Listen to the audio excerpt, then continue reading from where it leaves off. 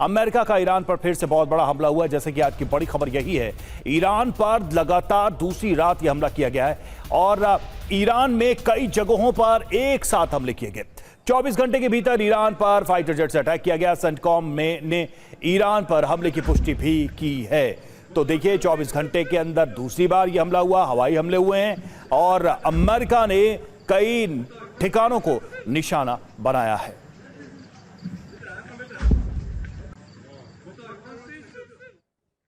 इधर अमेरिका ने ईरान में 7 जगहों पर हमले किए हैं। केशम द्वीप और सिरिक में अमेरिका के हमले, मिनाब और मेहर में भी अमेरिका के हमले देखने को मिले हैं। ईरान के बंदर अब्बास में भी अमेरिका का हमला। तो अलग अलग स्थानों पर हमले किए गए हैं। केशम द्वीप और सिरिक में भी हमलों की जानकारी।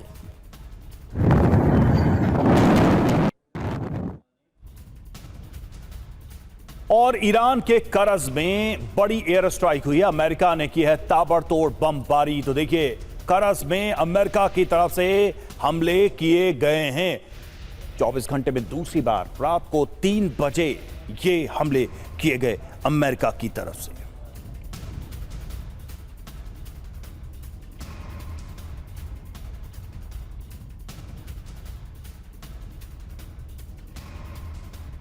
तो ट्रंप का बयान भी इसके बाद आया है। दबाव बनाने की कोशिश है ये, और हेलीकॉप्टर पर अटैक का पहले दिन कारण बताया गया, लेकिन दूसरे दिन कि ईरान शर्तों पर मानने के लिए तैयार नहीं है। ईरान को झुकाना होगा, ईरान पर दबाव बनाना होगा। और देखिए, उस मकसद से ये हमले किए गए। सेंटकॉम ने ईरान पर हमले की पुष्टि कर दी है। यूएस ने ईरान में 7 जगहों पर हमले किए। अमेरिका ने ताबड़तोड़ बमबारी की है।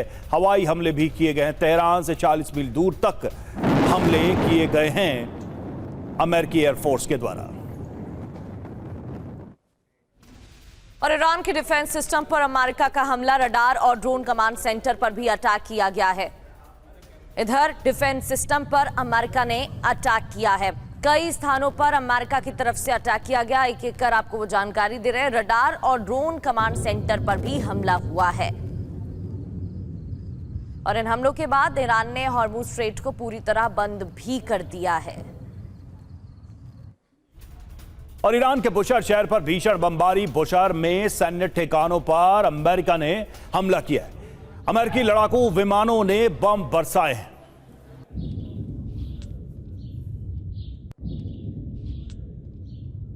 तो बुशहर में भी हमले किए गए हैं अमेरिकी लड़ाकू विमानों के द्वारा। अमेरिका ने 1 2 नहीं 7 ठिकाने 7 जगहों पर हमले किए हैं, अटैक किया है। बुशहर भी उसमें शामिल है जहां ये हवाई हमले किए गए। और ईरान पर 49 टॉमहॉक क्रूज मिसाइल से बड़ा हमला किया गया है। राजधानी तेहरान के पास तक अमेरिका का हमला हुआ है और तेहरान से सिर्फ 40 मील दूर तक ये हमले किए गए हैं। इस बीच डोनाल्ड ट्रंप का बयान भी सामने आया है, जहां उनकी तरफ से कहा गया है ईरान पर हमले और किए जाएंगे।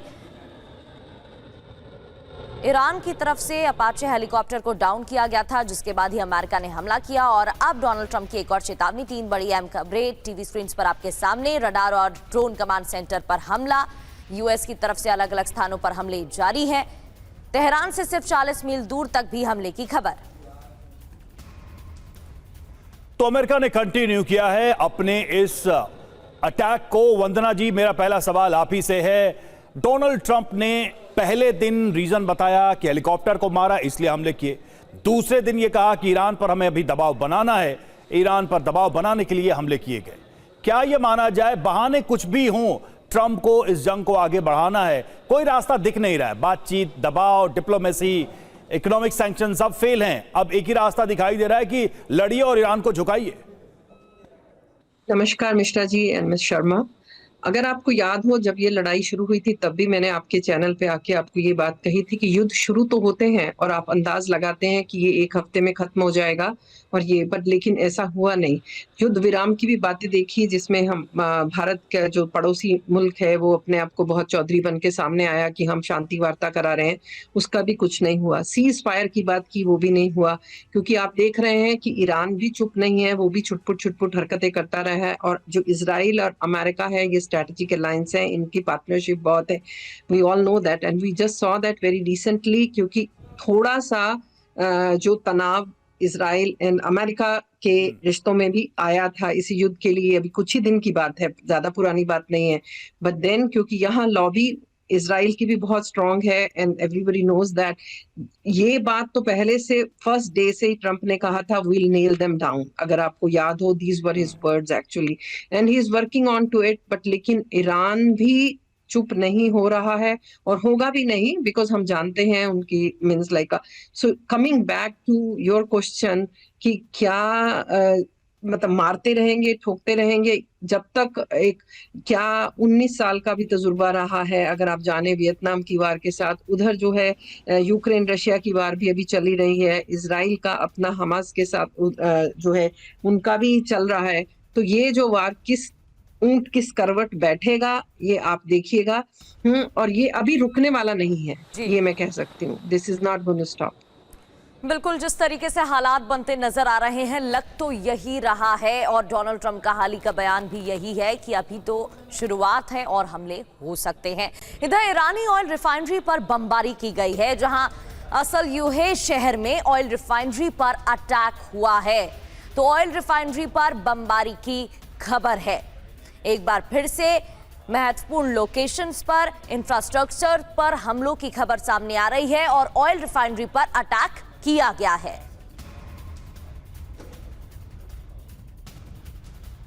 और देखिए, असलू ये में हमले से ईरान का इनकार सामने आया है। हमारे गैस कॉम्प्लेक्स पर हमला नहीं हुआ है, ये ईरान की तरफ से कहा जा रहा है। अमेरिका के दावे हमले किए और उसके बाद ईरान का काउंटर क्लेम कि हमारे गैस कॉम्प्लेक्स पर हमला नहीं हुआ है। अमेरिकी हमले के बाद ईरान एक्टिव है। तेहरान के आसमान में ईरानी फाइटर जेट दिखाई दिए हैं। तो अमेरिकी हमले के बाद अब ईरान भी एक्टिव है, अलर्ट जारी किया गया है। इधर एयर डिफेंस सिस्टम भी एक्टिवेट किया गया है और ईरान की तरफ से भी हमले किए गए हैं। अरब देशों में भी हमलों की खबर सामने आई।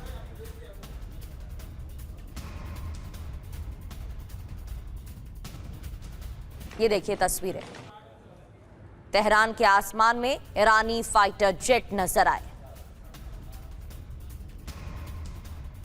और इन सब के बीच ट्रंप का बयान भी आया। ट्रंप क्या कह रहे हैं? ईरान ने बातचीत में हमें बेवकूफ बनाया, अब कुछ न कुछ करना ही होगा। ईरान पर दबाव बनाने के लिए हमला किया गया, ये ट्रंप का बयान है इस हमले के बाद से, यानी कि 24 घंटे में जो दूसरा हमला किया गया उसके बाद अब ट्रंप कह रहे हैं कि ईरान पर दबाव बनाना ही होगा। ईरान ने हमें बातचीत के बहाने बेवकूफ बनाया।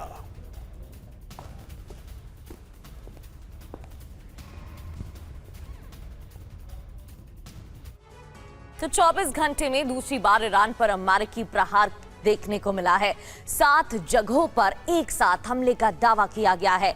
अमेरिकी सेंटकॉम ने हमले की पुष्टि भी की है, लेकिन हमला कैसे किया गया अब ये भी जान लेते हैं।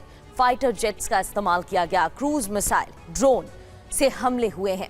कहां कहां हमला हुआ? बंदर अब्बास पर अटैक किया गया। इधर सिरिक से भी हमले की खबर सामने आई। मिनाब, मेहर, केश्म द्वीप पर भी हमलों की जानकारी मिल रही है और गुरगान बुशहर में भी अटैक किया गया है। ब्रिगेडियर शरदेंदु सर, जिस तरीके से हमले किए जा रहे हैं, इसे लेकर डोनाल्ड ट्रंप की तरफ से कहा गया कि ये बदले की कार्रवाई है। क्या ये बदले की कार्रवाई है या फिर ईरान को कमजोर करने की कोशिश की जा रही है? और क्या वाकई में ईरान कमजोर हो पाएगा? क्योंकि 40 दिनों के बाद भी ईरान आज डटा हुआ है, खड़ा हुआ है और वो कह रहा है कि आगे और मुंह तोड़ जवाब दिया जाएगा। देखिए, जिस तरीके से 24 घंटे के अंदर लगातार अमेरिका की बमबारी वहां जारी है और इस बार तो 49 टॉम क्रूज मिसाइल का इस्तेमाल किया गया है, तो इसको नहीं कहा जा सकता कि ये एक मेजर्ड रिस्पॉन्स है। एक टोटल मिलिट्री ऑपरेशन है और पूरी तरीके से ईरान की जो इंफ्रास्ट्रक्चर है उसको ध्वस्त करने की कोशिश की है और साथ में एक प्रेशर जनरेट करते हैं वो बार बार कि आप इसके लिए आगे बढ़िए और हमारा जो प्रपोजल है उसको एक्सेप्ट करिए। और कहीं ना कहीं जो न्यूक्लियर इनरिचमेंट है उसमें किसी भी तरीके का लीवे देने के लिए डोनाल्ड ट्रंप तैयार नहीं है। एक दिन पहले वो बोलते हैं कि युद्ध खत्म की स्थिति में है, नेतन्याहू पे प्रेशर बनाते हैं कि वो लेबनान पे स्ट्राइक करना बंद करे और उसके अगले दिन ही जब उनका अपाचे हेलीकॉप्टर डाउन होता है तो वो स्ट्राइक शुरू कर देते हैं। तो इनके जो प्लानिंग है वो बड़ी ही फ्रेजाइल है। फ्रेजाइल सीज फायर की वो बात करते हैं, लेकिन उनकी थिंकिंग में फ्रेजिलिटी है, वो हर बार अपने बयान से बदल जाते हैं। और ये एक चीज पब्लिक मीडिया में नहीं आ रही कि वो चाहते क्या है। अगर उन्होंने न्यूक्लियर एनरिचमेंट पे अपना कंट्रोल रखना है तो उसको क्लियरली स्टेट करें। IAEA का कंट्रोल चाहते हैं, उसको स्टेट करें। और वो ईरान से क्या चाहते हैं? देखिए, ईरान ने आज तक जब भी इसमें फायरिंग की है वो एक रिटेलिएटरी फायरिंग की है। और इस बार का जो अटैक है 7-7 जगहों पे, केशम आइलैंड पे उन्होंने जो फायरिंग किया है, जिस तरीके से उन्होंने कमांड सेंटर, एयर डिफेंस के सिस्टम को उन्होंने उड़ाया है, तो दिखाता है कि इस बार वो काफी प्रेशर जनरेट कर रहे हैं। और हेडसेट का स्टेटमेंट आता है कि ये रिन्यूड ऑफेंसिव है, यानी कि इस तरीके की ऑफेंसिव आगे आने वाले दिनों में और स्ट्राइक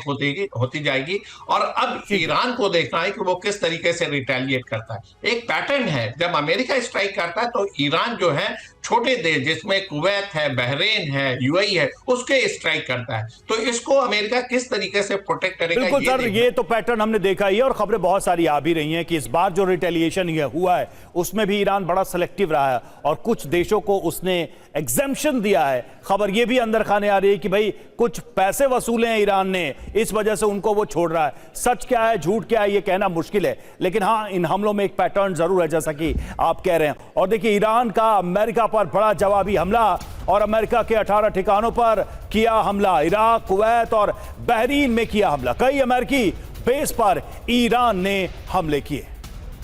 ईरान के हमले हुए हैं, इन अमेरिकी बेसिस पर 18 ठिकानों पर हमले का दावा किया गया है। इसमें देखिए, इराक है, कुवैत है, बहरीन है। जिस बात का हम जिक्र कर रहे थे, इस बार देखिए कहां कहां हमले हुए हैं, इराक में, कुवैत में, बहरीन में। लेकिन जो जनरली हमले करता था जिन जगहों पर, उन कुछ देशों को इस बार नहीं निशाना बनाया गया है। UAE जिसमें अहम है देश, UAE को अक्सर गाहे बगाहे ईरान टारगेट कर रहा था, लेकिन इस बार रिटेलिएशन में UAE को बाहर रखा गया है। और इधर कुवैत में अली अल सलेम एयरबेस पर अटैक की खबर है। कुवैत के अहमद अल जाबिर एयरबेस पर भी अटैक किया गया है। बहरीन की बात करें तो बहरीन के शेख ईसा एयरबेस पर ड्रोन अटैक की खबरें हैं। तो 40 दिनों के युद्ध के दौरान भी बहरीन और कुवैत में अटैक की खबरें सामने आई थी। इस दौरान भी अली अल सलेम एयरबेस को निशाना बनाया गया था। एक बार फिर से इस मिनी वॉर के दौरान हमले किए जा रहे हैं और कुवैत और बहरीन में हमले हुए। इधर इराक के इरबिल में ईरान का बड़ा हमला। अल हरीर बेस पर ईरान ने बोला है हमला। ईरान ने मिसाइल से किया है अटैक, एक रडार सिस्टम को मार गिराने का दावा।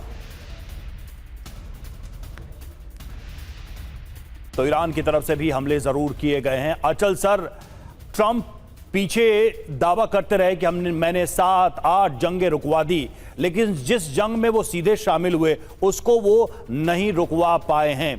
इसके अलावा भी जहां जहां उन्होंने डिप्लोमेटिक तरीके से इसको रोकने की कोशिश की, वॉर को क्लोज करने की, वो फेल हुए। क्या ये कहा जा सकता है कि Trump is not a man of diplomacy? वो कूटनीतिक व्यक्ति नहीं है जो कूटनीति को सफल तरीके से आगे बढ़ा सके। आप इसको कैसे देखेंगे? नमस्कार रवि और प्रगति एंड को पैनलिस्ट। डेफिनेटली डोनाल्ड ट्रंप तो डिप्लोमेसी का डी भी नहीं जानते। एक ही कॉमन चीज है, डी उनमें कॉमन है, डी से डोनाल्ड और डी से डिप्लोमेसी। उन्हें कुछ मालूम नहीं है इस बारे में। ट्रांजैक्शनल है, ये सब जानते हैं। इम्पेशेंट है, इम्पल्सिव है, सब जानते हैं। इजराइल की लॉबी के प्रेशर में आ जाते हैं, ये सब जानते हैं। तो सवाल ये नहीं है, सवाल ये है कि अभी आज की तारीख में जब ग्राउंड रिपोर्ट्स आ रही हैं वो इसी तरफ इशारा कर रही हैं कि ईरान अमेरिका इजराइल कॉन्फ्लिक्ट का एक नया फेज शुरू होने वाला है। बट मूल जो मेन क्वेश्चन ये है कि कौन इन तीनों में से नहीं चाहता कि वॉर रुके। सबका ये मानना था कि इजराइल स्पॉइलर है, इजराइल नहीं चाहता कि वॉर रुके, क्योंकि उसकी उन्हें लगता है कि once in a life opportunity आई है कि ईरान को कमजोर किया जाए, खत्म किया जाए और उसकी जितनी भी प्रॉक्सीज हैं उसको एलिमिनेट किया जाए, न्यूट्रलाइज किया जाए, तब जाके उसका मकसद जो है पूरा हो जाता है। डोनाल्ड ट्रंप वेवर करते हैं, बीच में वो चाहते हैं कि नहीं रोक लीजिए वार, उनकी डोमेस्टिक कंपल्शंस है, खुद की पॉपुलैरिटी डिक्लाइन हो रही है, मिड टर्म इलेक्शन सर के ऊपर हैं, विद इन द कंट्री थोड़ा एजिटेशन हो रहा है, महंगाई बढ़ रही है। तो इन सब चीजों को देखते हुए उनके अपने अलाइज जो हैं वो इस बात से, नेटो अलाइज इस चीज को लेकर खुश नहीं है। वेस्ट एशिया इस चीज को मांगने लगा है कि जो सिक्योरिटी बेसिस उन्होंने वहां मिलिट्री बेसिस बनाए थे रीजनल सिक्योरिटी के नाम पे और रीजनल स्टेबिलिटी के नाम पे, उन्हीं बेसिस की वजह से रीजनल इनसिक्योरिटी और इंस्टेबिलिटी आ गई है।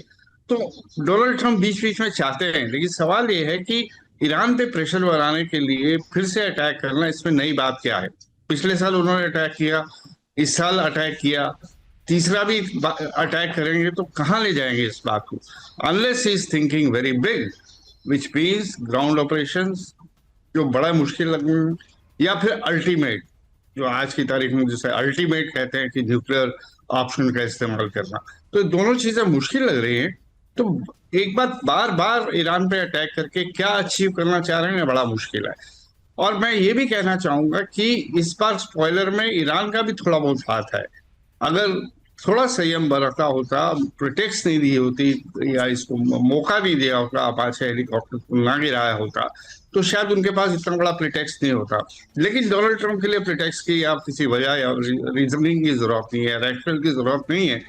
वो उन्होंने पहले दिन मिलिट्री हेलीकॉप्टर की बात की, दूसरे दिन ये कहा कि नहीं, ये हमें बेवकूफ बना रहे हैं। सर, आप भी मानते हैं कि ट्रंप ओवरऑल एक वोलेटाइल कैरेक्टर के रूप में, एक वोलेटाइल लीडर के रूप में इस वॉर में तो दिखाई दे रहे हैं? शाम को कुछ, सुबह कुछ, रात को कुछ। अब रात में तो दूसरी बार ये हमला कर दिया है, तब जबकि एक हफ्ते के अंदर पीस हासिल करने की बात वो पहले कह चुके हैं।